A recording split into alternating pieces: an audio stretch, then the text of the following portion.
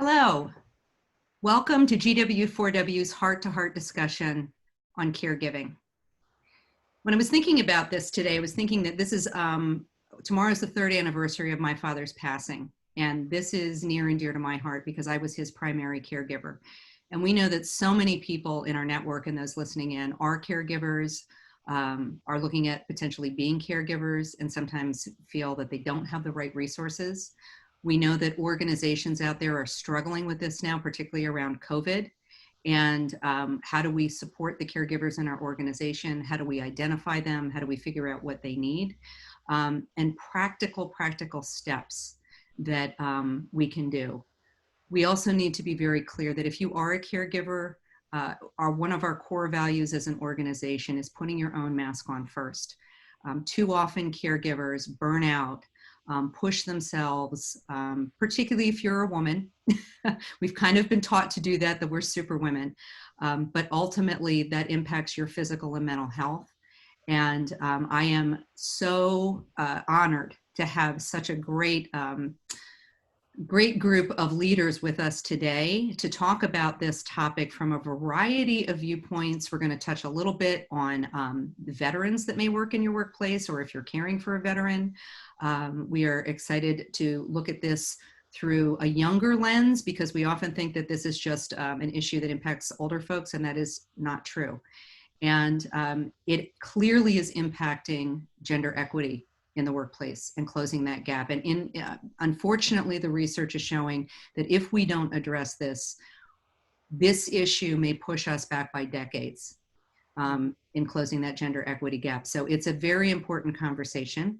I want to personally thank Fern Pessin for putting together the panel that we have today. She is a GW4W member, dear friend, and author of an amazing book, I'll Be Right There. You can see it right behind her, a guidebook for adults caregiving for their aging parents. And this is personal for her because she is a caregiver to her parents. So Fern, thank you so much for putting this together for us. And I'm going to turn the conversation over to you. Well, great. I've got these wonderful women who are in my life who agreed to come on today to talk about this topic. Denise Cooper is a corporate HR person with experience at the Gap Inc. and Monsanto, and runs a consulting business now, helping people do all of this kind of stuff. And Janette Dunlap has a doctorate and a nurse practitioner, and works with veterans and sees what goes on with caregivers trying to take care of veterans and veterans who are caregivers. So really excited to learn more and talk more about that. And Apoorva Chintala is a junior at the University of Texas in Austin. And she comes from a real tech family. And so through her own experience, she created some tool, and that's how I got to know her, that is really there to help caregivers and families do all this stuff. So really excited. I think there's some good stuff to share. Fantastic. And we'll start out with one stat that I think is important that Fern, you shared with me, that 61% of caregivers are in the workforce. So that's a big number for us to start out with. 1 in 5 people is caregiving in this world. That's, you know, they're working for you. They're working for somebody. So we have a lot of outreach. Yeah, 100%. So really excited. We always want people to share their personal stories. And so Denise, if you can share a little bit about why you're passionate about this, or some of, your personal story around this, that would be great. I am. Thank you. Thank you so much. I am so happy to contribute a little bit to this conversation. And thank you, Fern, and thank you, ma'am, for letting me have this platform to talk. My story is probably the typical story. It's the one that was behind the closed doors, and most people don't see it. So as Fern mentioned, I was corporate, and at the time I was taking care of my kids in California. My dad was diabetic and they were going down, but I had no visibility into it until one day the doctor called and said, your dad's about to die in 2 weeks. And I had to get on a plane, fly to Chicago, and then we were dealing with doctors, which is a whole nother conversation in and of itself. I made the decision to leave the Gap to come to Chicago. I happened to get a job at Budget Rent-A-Car. And so then I was taking care of my dad. That was back in 1999. So that's how long I've been in the caregiving business. Fortunately, my dad lived until 2005. So they were a little off on their predictions. Doctors don't know everything. They don't know anything, but the crux of it really is that I had the opportunity to make sure I got into a company that was really related oriented and relationship oriented. And so I did okay there, taking care of my kids and my parents until that job or the company was purchased. And then I landed in another company, the gas company in Chicago, that was also related. And one of the things that I tell people all the time is I've had such a privileged career. I have worked with some of the smartest, best people, period. So I had, at Monsanto, I was the HR person for about 2,000 scientists worldwide, developing things that we don't really want to tell people about. And so I understood doctors and could get through that thing. But then I took an offer because the gas company, part of the reason they put me there was to help them build up their HR department for sale. They thought they were going to be acquired. I told them, you're not going to be acquired. You're too small. And then I went to a company that was not relationship oriented, didn't care about their employees, only told the top line, the stuff that we post on the hallways when you come in about how good we are, how much we care about our people. And I remember telling the CFO that I thought I'd made a mistake because I moved my dad from Chicago to Charlotte, where I live now. And I thought he was going to die because I couldn't find doctors that were sympathetic and as well as knowledgeable of dealing with the multiple issues of taking care of somebody. I wasn't smart enough then, and I had a meltdown. And during the meltdown, they fired me. And so, I'm a resilient woman. I thought, oh, we can do that, but I couldn't move my dad. So I started my business as a coach, and called up some friends and said, hey, I need to stay here, but I can do work for you, thinking I was only going to do it for a few years till he got back on his feet. Because it was 2006. I'd already dug him out of the grave as far as everybody knew. And he was going to get dug out of the grave again. Well, it didn't. He developed dementia from diabetes.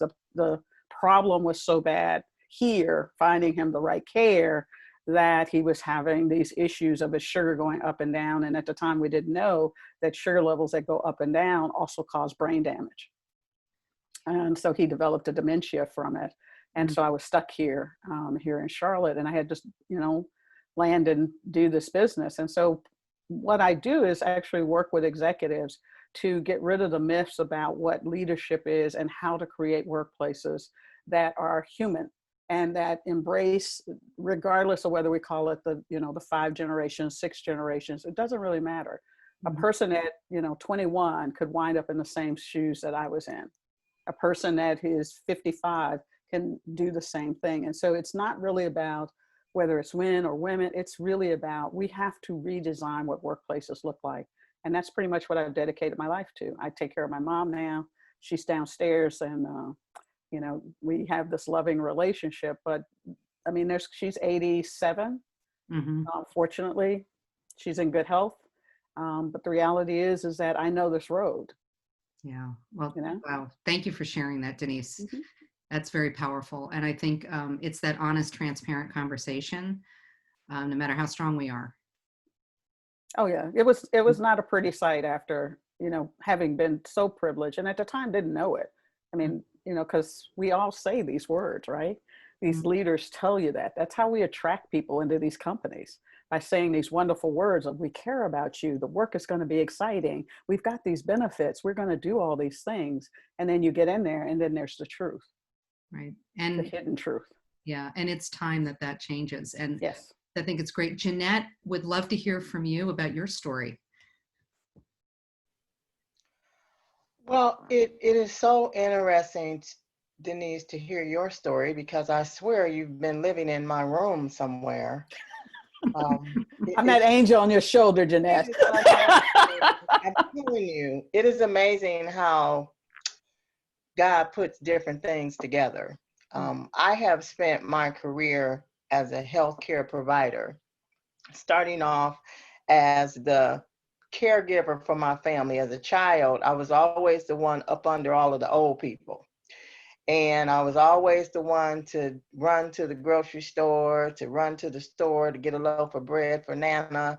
I was always the one that wanted to stay home with Nana and Papa. And from there, I built a love for older people, for senior people. And my whole career, clinical career, has taken that path of geriatric medicine, from a nurse assistant in a nursing home to an RN, to a consultant for a chain of long-term care facilities, and finally ending up at the VA. And along the way, creating innovative educational programs for healthcare workers, for long-term care nurse assistants, because I felt the need to make sure that healthcare workers understood what it means to take care of someone. Because of the compassion that was just instilled in me as a child, that you treated everyone like you would want your mother or father or grandmother or grandfather to be treated. And so when I started at the VA, I was recruited to start a geriatric primary care clinic. And I thought, wow, I'm home. I have finally got someplace where I can take all of my skills and I can make the whole veteran geriatric world the best that it can ever be. About a year into my tenure, my father developed lymphoma. And we had about 4 months that we were graced with his presence here until he took his transition journey. And I did not realize the impact that it would have on me as a healthcare provider. It kind of just was really, it's not happening, but yes, it is happening, as Denise kind of experienced. And so while I'm trying to be the perfect geriatrician, I'm also the only child daughter, where I'm daddy's little girl and I'm losing him. And I don't think I really understood what was happening until it was all over. And luckily, and I'll talk about this a little later in our discussion, I had great supervisors who understood and saw the impact that this was having on me personally, because I was in a zone. I didn't even realize what was happening. And they protected me and they accommodated for me and they loved on me when I didn't even realize that I needed it, because I can handle it. I'm the healthcare provider. I have to be strong for everybody else in my family. And so when my father passed, my mother was just left there alone with no one. They had been married 60 years and she was lost. And she's in great condition, like your mother, Denise, but she didn't know what to do with herself. She was grieving. I didn't know how to help her. I didn't know how to reach her. And I just put my grief to the side and buried myself in work and made sure that she was okay. So lo and behold, about 2 years later, my mother that completely debilitated her. And I live in Florida and she lives in Cleveland, Ohio. And so our whole life was turned upside down again. And we had to move her here. She had been totally independent. And all of a sudden, wham, one day she doesn't even know who she is. And so my husband, who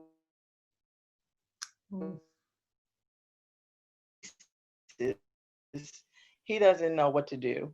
And again, they turned to me as super caregiver to try to handle it. It was at that point that I realized, as Denise says, doctors don't know anything. And if you don't have any common sense for yourself, they will kill your loved one. So I had to really take an assertive role. And I'll be honest with you, it was a whole different experience than when my father passed, because that happened so fast. I realized when this happened again with my mother-in-law, I had not dealt with what happened with my father. And so all of this came out at the same time. And I felt so bad for those caregivers because they got it almost every day from me with, what are you doing? Why medicate my mother-in-law without consulting with the family? What is going on? And this is not going to happen. I just can't let you do this to my family member. So I experienced what being a true working caregiver was about. Mhm. And I experienced all of the emotions that my patients and their caregivers go through, personal sense, and I didn't like it. Yeah. And I did not feel like I had done my share as a provider to make sure that my caregivers are taken care of. I Mm. was always focused on my geriatric patients. And yes, the caregivers come along with them, but so what? They're okay. There's nothing wrong with them. I need to focus on the patients, and you need to do better. If that's your mother, you need to do better. You need to try to take care of her. If that's your husband, you need to do better. You need to make arrangements to do what you need to do because that's your responsibility. So my whole world was turned upside down, literally. And I had this, what I refer to as an awakening, that there is a huge compassion piece that everyone needs to understand in the role of a caregiver.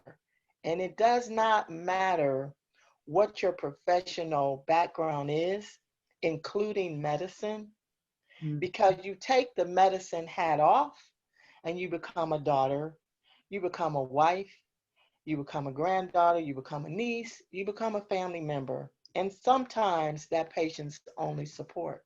So what do? You spend all of your money, you spend all of your you start cashing in your retirement, you start thinking about what am I going to do at the end of this? What about me? You know, does anybody care about me? Mhm. With so many emotions of what to do with all of this. So I'm grateful to say that with support like what we're pulling together here and the support that we can provide for caregivers as clinicians, this is something that can be addressed and should be addressed. And that has changed my whole mission of when I see my patients, the first person I ask about is the caregivers. Mm. Who takes care of you? And I want to meet them. And can I talk to them? And where do you work? You know, how many hours do you really have to take care of your mother or to take care of your father? And how can I help? Do you need me to make a phone call? Is there something that I can do to help you maneuver through this? And I cannot tell you how many caregivers literally break down in my office where I have to have my nurse come and take the patient away and I have to talk to the caregiver because they need the touch of someone saying, I hear you, I understand, let's see how we can work through this together. So I will say that my journey has been with a purpose. And I know that my purpose is just now beginning because now I'm a caregiver. I'm a caregiver. Oh, Janette, I think we've got a little instability. Oh, Janette, can you hear us? It happened. Janette, you're frozen, so maybe we can talk We're to going you. to ask you to hold that thought, and Apoorva will, it's first, Janette, if you can hear us, thank you. It's so powerful to hear that from two different perspectives and how you personally changed how you're looking at this now. And I do think that, again, it goes back to if you've been through this journey, it changes you as a human being, and you truly do start to see this in a different way. But again, it's not just about older people that go through this. And so I want to turn the conversation over to Apoorva and have her share a little bit of her story. Hi everyone. I just first wanted to say thank you so much for having me here today, and just like allowing me to have the opportunity to talk about a little bit about what we've been doing in the caregiving industry and a little bit more on the tech side. So hi everyone, I'm Apoorva Chintala. I'm a third-year student currently at the University of Texas at Austin, and I'm a co-founder of Clocker, which essentially is short for Cloud Locker, and it's the industry's first all-in-one legacy planning platform for all of your online accounts and digital assets. So, Apoorva, can I stop you for just a second? Because I'm excited about that. But the most important thing to start out is why? Why did Yes. you do this?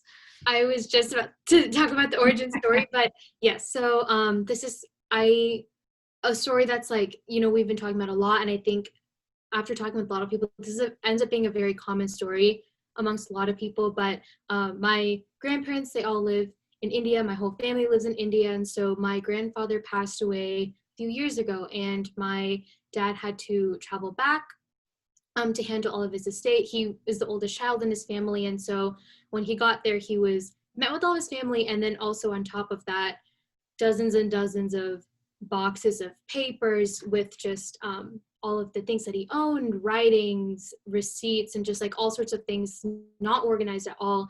And on top of having to mourn the loss of my dad's dad, so my grandfather, and having to do everything that comes along with that, he was also the one who had to go through all those boxes, decide who would get what, not really knowing what my grandfather wanted. Since they were in India, we're here, the communication is often very limited, and so not knowing any of that information. And so the reason why we got into this is because this is a very common story amongst a lot of people, whether they're caring for someone full time or they're a little bit on the younger side. There are times when my parents like, oh, if anything ever happens, these documents are here. And as a 13-year-old or a 15-year-old or a 16-year-old, that stuff just flies over your head. If something were to happen to anyone in my family, I would have no idea what to do. I have no idea how this industry works, how the legal side of all of these things work. And so it's a very difficult position to be in, especially when there are people close to your heart that need your attention, and having to pay attention to all of the legal side. What does the person really want is really difficult to balance. And so that's kind of like what we were trying to address with being in the technology space in this industry, because I think also it's a little bit behind, everything in this digital age. There's so many things that that we own that are personal to us, that are on the internet or that are on our computers, that caregivers might not be aware of who they want to go where, or even like family members might not be aware of that. And so that's kind of what we were trying to address with this industry. And so yeah, that's like a little bit about our story. And after talking to a lot of customers, advisors, we find that there's always that one story or a few stories that a lot of these people have, where they had to deal with emergency situations where their families are in the hospital and they don't know who their medical power of attorney is, or where to find like DNR requests, or like anything like that. It's really important to have that critical information immediately, because a lot of times people's healths are at risk or things like that. And so that's kind of what we were trying to address with all that from a technology standpoint, and make caregivers' lives easier in the way that we are able to with technology. So that's a little bit about my background and why we are in this space today. Thank you. Very cool. Really, really wonderful. And again, that's where younger generation, with all your tech knowledge and being tech natives, you can bring really amazing resources. So thank you for focusing on this, because I think all of us, as you just heard, have gone through so much and can relate to really the back end paperwork. We always talk about families. The one thing I want to point out is that there are many people that don't have families. Thank you. Hey, Janette's back with us. Yay. Yay. So excited.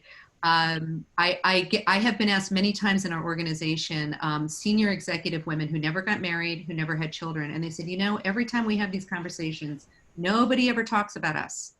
And I think it's important that we recognize that that's a different kind of issue. And if you're a single senior woman and really don't have a lot of, if you've taken a job overseas, for example, this is another place where getting these things in place is going to be important. I will share that my next door neighbor, single, only child, parents are gone. And so there are a few of us, we're not relatives, but all of us have helped her out. But to your point, Apoorva, you go into an emergency room and they're asking you, well, what meds are they on? And you're like, well, I don't know, which is critical. So just such a great setup for this conversation. And so excited to jump into the first question. So we've heard just some extraordinary stories, but if you were going to pick the biggest challenges, the very biggest, the top one or two, what do you think those are right now, particularly in this pandemic? Who do you want to answer that, Mim? Yeah, and Janette, I mean, well, since you came back on, I'll let you jump in. Oh, that's right. Put me on the spot. So, the biggest, for me, the biggest challenge is not being able to provide what a caregiver, not being able to provide what they need to provide for their loved one, particularly when they're in an assisted living facility or they're in a long-term care facility. I'm sad to say I've had several of my patients pass away in a hospital or in a long Oh, no. without the caregivers, and the caregivers are just utterly devastated. Yeah. And so what my team has done is we've kind of gone beyond measures and reached out to them to try to give them comfort during this time that you were a great caregiver and this was beyond your control. And we actually see the caregivers as the patient. So I'm in the sorry. in the business world, they can support their employees who are caregiving by allowing them time to be with their person that they're caring for, and when it gets to those critical points. Is that what you're thinking? Yes, I am thinking that. We also have encouraged people to use video calling. We use video visits as a platform for visits. And so we encourage them to take an iPad or take some type of device into the facility, and we work with them to show them how to communicate. So when you talk about what can an employer do, it would be to allow them the time, allow them to minutes at lunchtime to check on their loved one, allow them an extra 10 minutes, or give them an altered schedule where they can stop and make a phone call or at least do a video visit to find out how's dad doing or how's my mom doing. Really helpful. Very good. Denise, do you want to jump in with some thoughts? I think the scheduling of the time is really, or at least rethinking how we train managers so that they're not so interested in what you're doing with your time as much as they are watching what results need to occur. And as long as your results, if you're working at 2 a.m. in the morning, because, I don't know about other people, but sometimes when I get really worried and amped up, I'm doing my best work at 2 a.m. in the morning. I may need to crash at 7, but having the flexibility of being really explicit about expectations and dates and when things need to happen and the flexibility to do things is really important. I would also tell you stories of when my dad was in the hospital, or even if my mom's in the hospital. I'm so well known with the hospital over here, which is one of the reasons I won't move, is that the nurses and the hospital staff will actually set me up in a room and allow me to do video conferencing, calls, finish projects, use their whiteboards, etc. And so I think it's not just employers and what they do. I think the hospital systems need to really start rethinking how they're going to support people, because if we haven't learned anything from quarantine, there's a segment of workers that literally can be on technology and working and still be very productive. Yeah, 100%. I think that's great. So Apoorva, you're the tech guru of the group. So what would you like to add to that?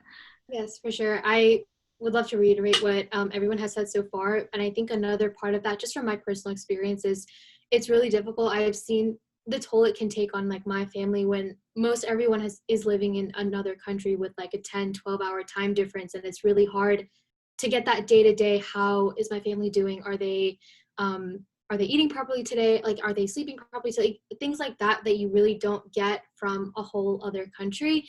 And our communication with our family has been really limited to 10-minute WhatsApp video calls, like 30-minute, you know, just like check-ins, because it's really hard with the time difference. And also, oftentimes my grandparents need someone there to be able to pick up the phone, because it's hard to understand, like, when someone will be calling, like, how do I pick up the phone and things like that. And so I think time difference is another really big thing if we're not able to be with our families or whoever we are caring for.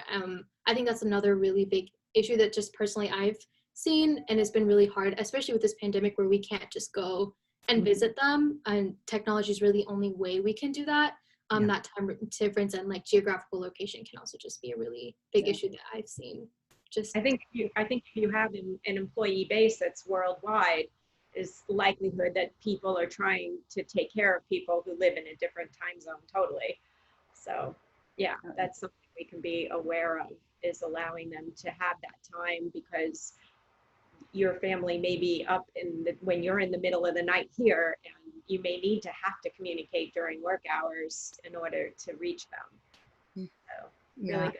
Thank you. It's interesting because everybody brings up this time thing and how we use it and how that, you know, flows into workflow. And I think that the frustration for people that are caregivers, that it's not just talking to that person, but connecting with doctors, or if there's a major shift in somebody's health, which there's no time, you know, table to that, you know, I think it does go back to, I think, Denise, what you said about how do we train leaders, managers to better understand how this impacts their team, and how to allow them to be at their best so they can do the work that they need to do, but also be a total human being. You're not, I'm a worker over here and I'm a caregiver over here, but, you know, we show up as whole people in everything that we do. Yeah, but I think the other side we also have to think about is, you know, a significant number of women in particular are in low wage jobs, and they're in retail customer service kinds of jobs. And the way we manage those people, especially if you're in a customer service position, is we know everything. We tell them when to go pee. And so it doesn't work if you've got to take care of somebody who needs an emergency or has to do something. And we've got to rethink what that looks like. Many small to mid-sized restaurants and businesses, they don't have the technology in place. Their point of sale systems are awful. They need physical people. And there's a term of, instead of firing people, we just cut your hours back so that you don't make enough money, and therefore you have to quit.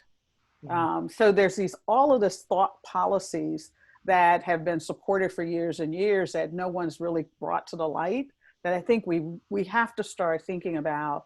How are we going to, you know, as consumers, particularly since a lot of the women who are in this situation are in these in being affected this way. I mean, COVID has taught us that the caregivers and the people who are on the front lines, the nurses, the doctors who are really position bound, they have to be in a physical location, are the people who are having the toughest.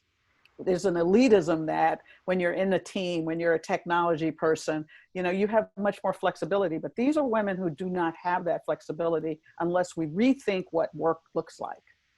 Well, there's also, if I could just bring up more on that, there's a big shift of people who are saying, well, I can't work a 9-to-5 job and my spouse also work a 9-to-5 job when we're taking care of somebody. So there's somebody who's leaving the 9-to-5 job and working night shift at restaurants or working retail, so that you can split who's home with mom or who's home with dad, or, you know, or a child or whatever. And so I think that's what also leads to taking these other jobs. So you have more caregivers in frontline jobs, you have more caregivers in retail type jobs. So I do think that the companies have an opportunity there to help support them by understanding that that's who's working for them. Yes, and it's not their main job. I mean, they come to do a specific job so that they can lower the stress and go back into being a caregiver, which is an emotionally taxing position. Yeah, extraordinarily. So being an organization that's focused on closing the gender gap, We did want to ask the question around how do you see differences between how male caregivers are treated versus female caregivers? What kind of biases or languaging do you think we need to start addressing to balance out some of the additional caregiving hours that we know women are doing versus our male counterparts? And again, we know there are men out there that are extraordinary caregivers and don't want to negate that in any way, shape, or form, and honor everybody that's doing this. But the data tells us that the vast majority of frontline caregivers, the primary caregiver, are still female. So be very interested. And Apoorva, I'm going to start with you because I know you probably have a little different view on this, or maybe you don't, but I'd love to hear what you have to say. Yeah, for sure. I'm not really in the workforce yet, so I think I have a little bit of a limited perspective on like, my experience, because I'm not really a caregiver versus like the other people on this call. But I think one thing, just like something that I've like been reading about and like just seen on social media and things like that, is like the types of work that women are able to do versus like men, and how that will impact their like long-term job prospects if they have to leave a job for a certain time and then come back. And I think that can lead to like biases in the workforce, whether that be for hiring or promotions or things like that. And I don't have any personal experience with this, so I don't want to like speak for people who do have that experience, but that's something I've been reading about, and that I'm sure has perpetuated itself in many different ways within the workforce. But I guess those are a couple of things that I can just think of off the top of my head. But if Denise or Janette want to expand on that, I'm sure you'll have a lot of experience or other insight on it as well. Well, So I know for the caregivers that I see, it is expected that the wife quit her job and that the whole responsibility of caregiver falls on her. And I think that there's definitely a gender difference there. And I also have seen the women that feel guilty because they don't quit their jobs and that they stay in their husband's work, and they feel like I should be the one at home. I should not be the one working. So from a clinician standpoint, it's important that we recognize that and we help the caregivers understand, no, you should not feel guilty and you have a right to go to work. Being a caregiver is very stressful. A lot of women feel a huge loss because they lose. We're talking doctors, lawyers, we're talking people that spent their lifetime going to school to do a certain profession, and then all of a sudden they don't do it anymore. So that's the loss for them. That they've lost while they're trying to be a caregiver. So definitely I see it. But I will say that I see men that are kind of thrown into this responsibility because there's no one else to do it. And they are single and they're older. They're in the caregiving age and their parents are still alive and they're it. And they go through a whole different emotional standpoint of why me? Why do I have to do it? Why can't I just put them somewhere in my life? They have a whole different view of it, that I'm not a man. I can't work. I can't do what I'm supposed to do because I have to go and help my father go to the bathroom. So there's a whole different emotional support we have to give our men caregivers versus our female caregivers. It's an interesting flip. And I think the biases that kind of keep it more in a female is just partly that women are caregivers. I've had a client who he left his job to come and take care of his mother, assuming that him and his sisters would rally around, and it turned out to be he became the primary. Well, guess what? The people at work, well, what's up with you? Right. Being a caregiver.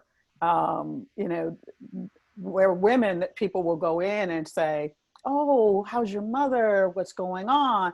With him, it was like, we don't want to hear this.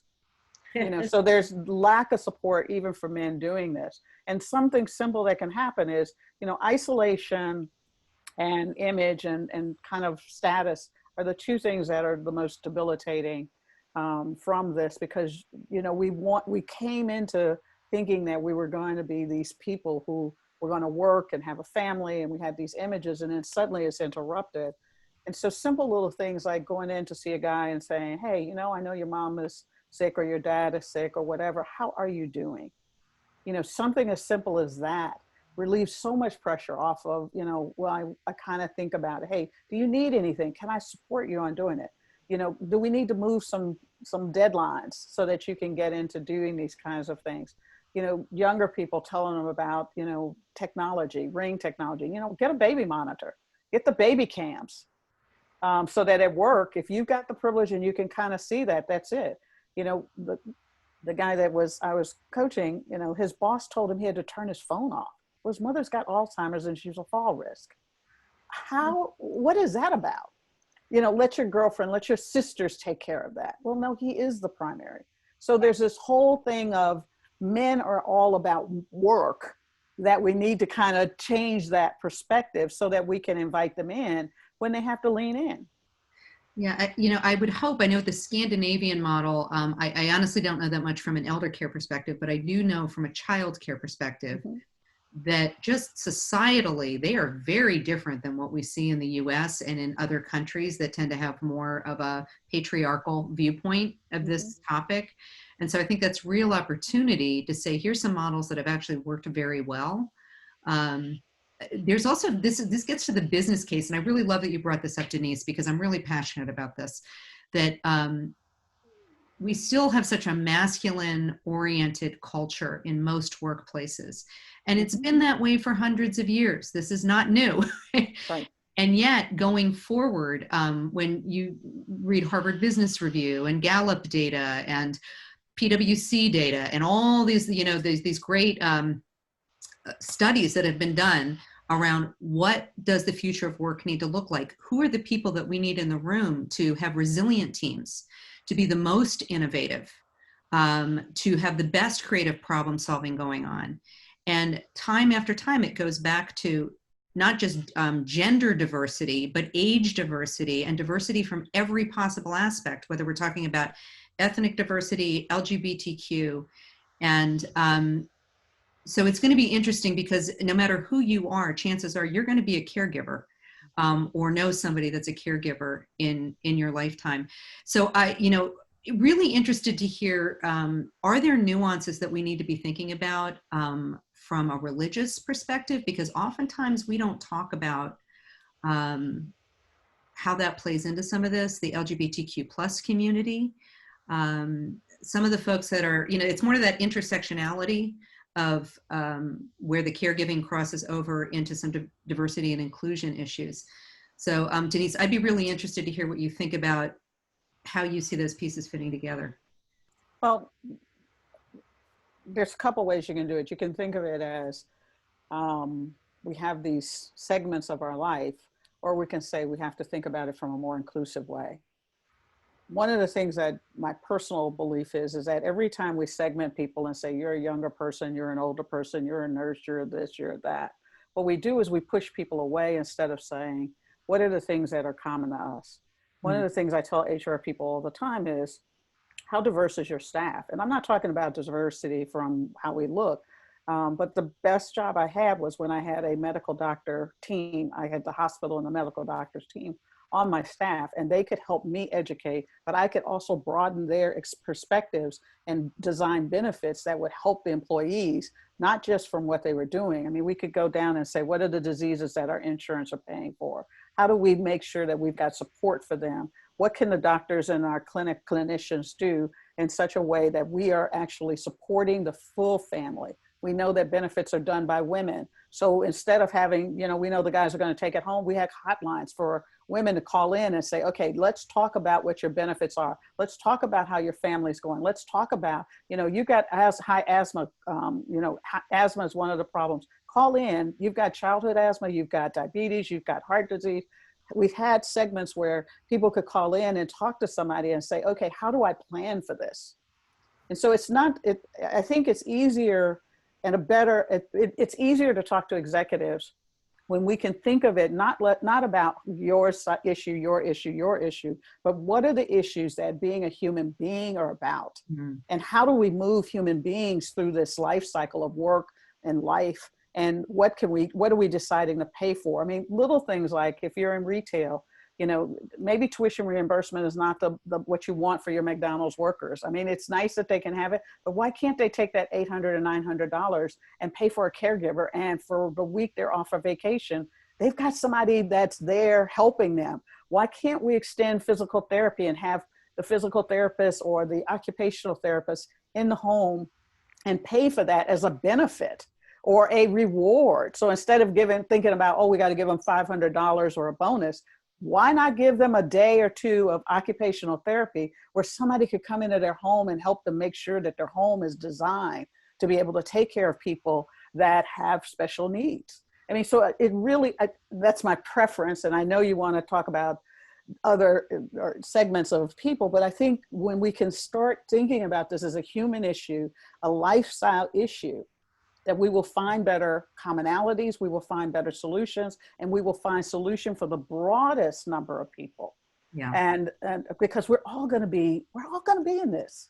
Right. Right. So Denise, when I listen to corporate talking about benefits, I think that what happens a lot of times is people don't even know what's available to them. Yes.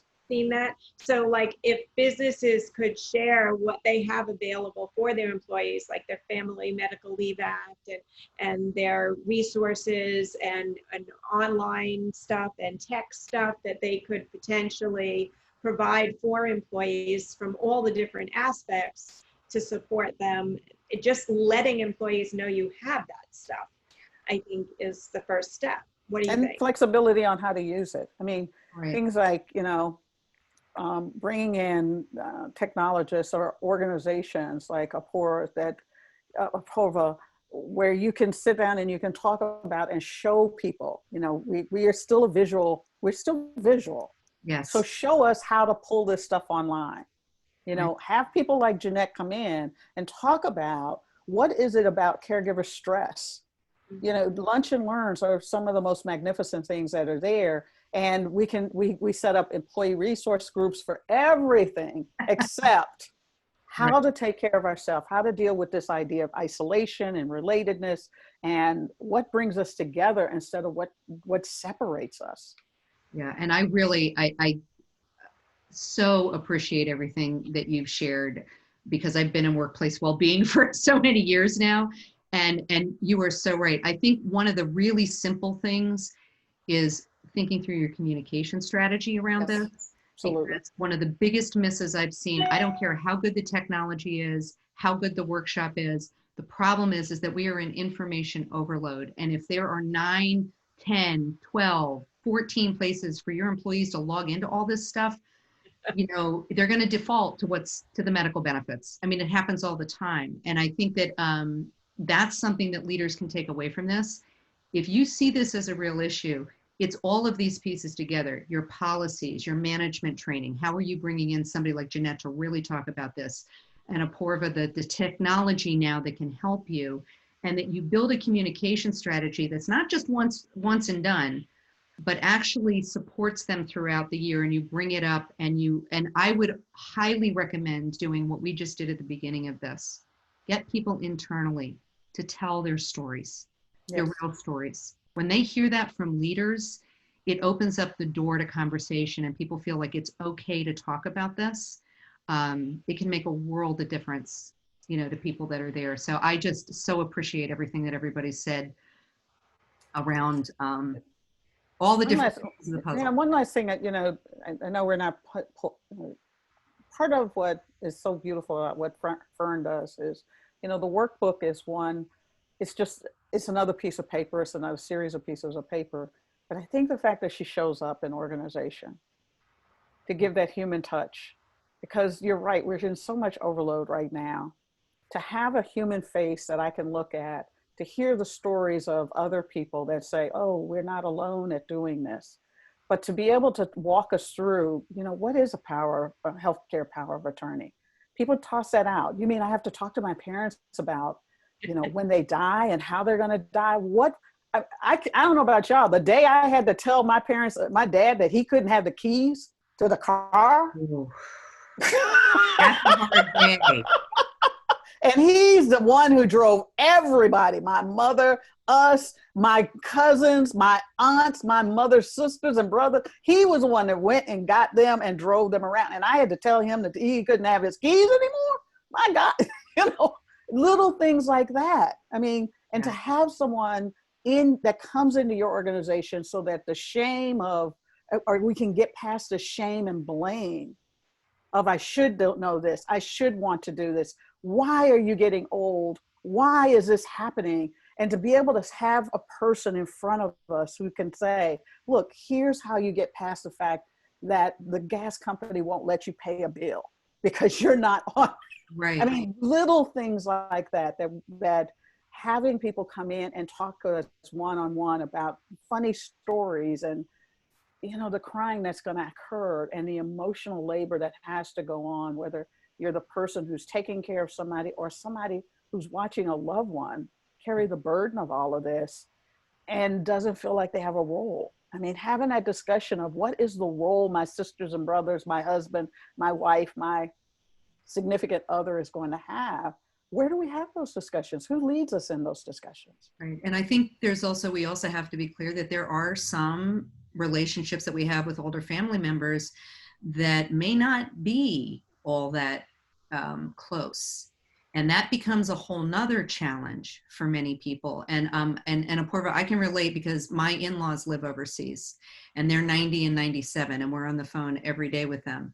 So there's so many different nuances around how we can support, but I am 100% around the high-tech, high-touch, the personalization, the heart-centered piece with practical pieces. And I think when we talk about it, we talk about protecting personal health information, right? So how do you separate personal health information and get those to those people from the legal documents, from the practical stuff about who gets to talk to the credit card company if something has come up, and the mortgage and and it can be overwhelming. And I will tell you, and I think all of us have shared different stories, and I know Fern, you know this, we all know this personally. It is a very emotional experience to go through being a caregiver, and particularly the primary caregiver. No matter how strong you are, no matter how much you may think you are a superwoman or a superman, we are human. And you will grieve and you will go through the mourning process, and that's natural and normal.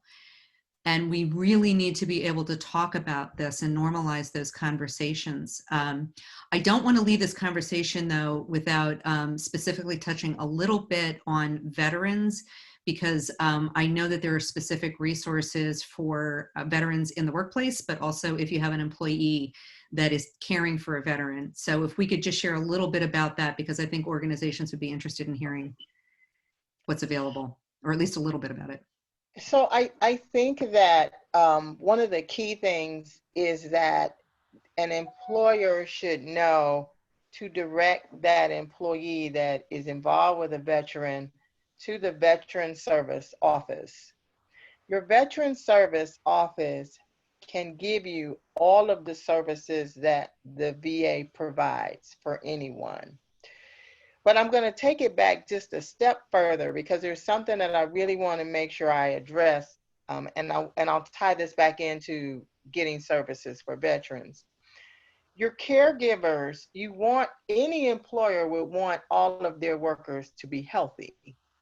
And part of healthy is this whole overall well-being of the emotional component that's involved with being a caregiver. So it's almost like part of an EAP program, that if you are going through caregiver stress and burden, how do you recognize that? And what programs do we have in place for that? So part of the thing that I have realized and that I have incorporated into my clinic is making sure that the caregivers have a complete list of what services are available. And how, because it's healthy for them to go to work. It's healthy for them to keep a component of their life and still be a caregiver. So when you and it helps the organization, of course, because I'm not losing my great worker here completely to a care situation, nor do I have to worry about them having a meltdown at work because they're so worried about my father's at home by himself. So for veterans, there are a enormous wealth of resources that are available, but what I find is a lot of people don't know how to access them. So if you have someone that has a veteran, the first thing they need to do is make sure they are enrolled so that they can receive VA services. A lot of people don't realize that they can have multiple care providers. It is never just the all or nothing. If they are a veteran, they are entitled to VA services. And some of them are free, some of them are for a cost. But as the caregiver, you need to flush that out. And you need to at least be aware of what services are available. That's great. And that's something that organizations, corporate organizations can put in place too. It's just another resource. So unfortunately, we are almost at time. These always go so fast. It's always amazing. We need to have a round 2 of this, no doubt. There's just, yes, but deeply grateful for the wisdom and the personal stories. Fern, I want to give you the last word. And would you share with us, based on what you found out in your book, what are 2 or 3 action steps that somebody listening today can take if they're a caregiver? I think we've heard from everybody. I think you just need to know what your employees need. So if you do a questionnaire, like how many of your employees are veterans, or how many are taking care of veterans, how many are caregivers, what's going on in their lives. Some people are secondary or tertiary caregivers. They have siblings in another place and they're the ones responsible. So, using technology, what kind of support can you give them? So a questionnaire would be one thing. And then like Janette was saying, you need checklists and resource lists and opportunities and things you can give and provide when somebody does come forward.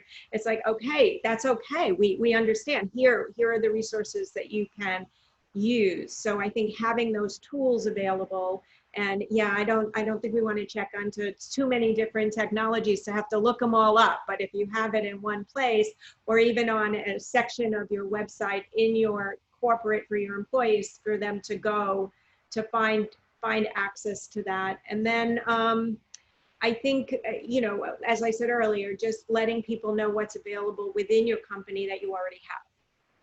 Wonderful. Well, thank you, Denise Cooper, Apoorva Chintala, Janette Dunlap, and Fern.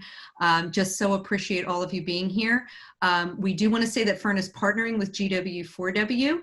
And so if anybody would like to make a gift to GW4W to support ongoing research to help close the gender equity gap, we are a nonprofit 501c3 organization, and we are about empowering more healthy female leadership at all levels for a more sustainable world.